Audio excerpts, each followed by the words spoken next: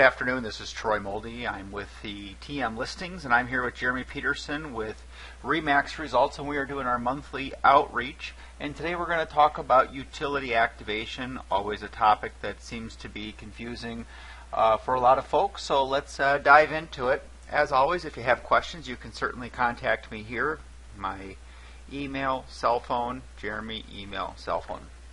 So let's dive in. Let's take a HUD property.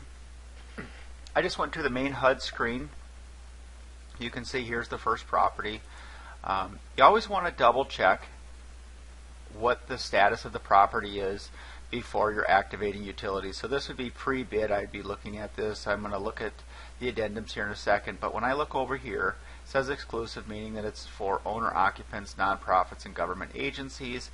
And down here on the FHA financing, it says that they're going to allow this to be insured, meaning your standard FHA product, but it's probably going to have an escrow of some sort, meaning that something was wrong with the home. When we click over here on the addendums and we click on the disclosure, which I will bring over now, it says here that we've got some plumbing repairs.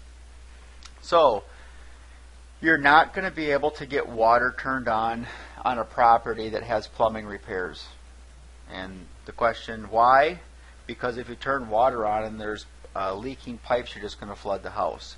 So in this case, you're not going to get permission to turn on the water. Electric would be fine, gas would be fine, but no plumbing. So you just want to double check that. And if your financing requires the water to be activated for the purchase or for the appraisal, and the lender's going to require that in order for you to get financing, you're going to know that this is not going to work for you from the very get-go. You're going to run into some problems with utility activation. So just a little housekeeping there. Let's get these off my screen, and then let's go ahead and take the utility activation and pop that bad boy up there. Okay, so once you submit your offer, we're not going to get into that. I've done other videos on that. I can maybe revisit that here in the future. But you've submitted your bid, you've gone through all the signatures, your contract is fully ratified. When you get the email back with the fully ratified contract from the asset manager, there's this paragraph in there, and it talks about utility activation. Selling brokers and buyers are responsible for any utility activation, home inspection, and winterization. And selling broker is not listing broker. This is the buyer's agent. To request activation of utilities for the home inspection appraisal from the HUD Field Service Manager, and here's who they are, please complete their form. Please allow BLM 2 to 3 days to process your request for questions regarding utility activation. So when they're saying give us 2 to 3 days, they're not saying give us 2 to 3 days to de-winterize a property. They're saying give us 2 to 3 days just to sign the form to give you permission. And so whoever you hire to de-winterize a property is how it's going to get done. Basically, they give you a permission slip that you have.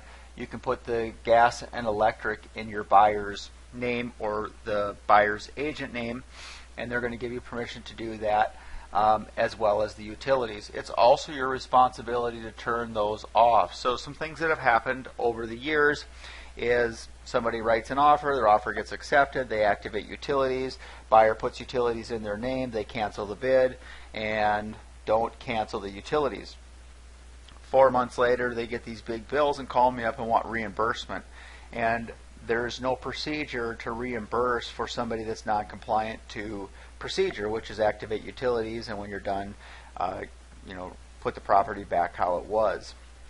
So personally, when I do it, I always like to use a plumber, just because if I have any issues, then at least I've got a plumber's, their insurance, and all that kind of stuff that kind of protects me. So offer gets accepted. I'm just going to recap here. Your offer gets accepted. The asset manager emails you back the full ratified contract. In that is this little blurb. You're going to go here. You're going to fill out the form. You're going to give it 2 to 3 days to get that back. Usually it's quicker than that, to be honest, but 2 to 3 days to get that back. And when you have that back, all that's doing is giving you permission so that you can find your own people to de-winterize a property.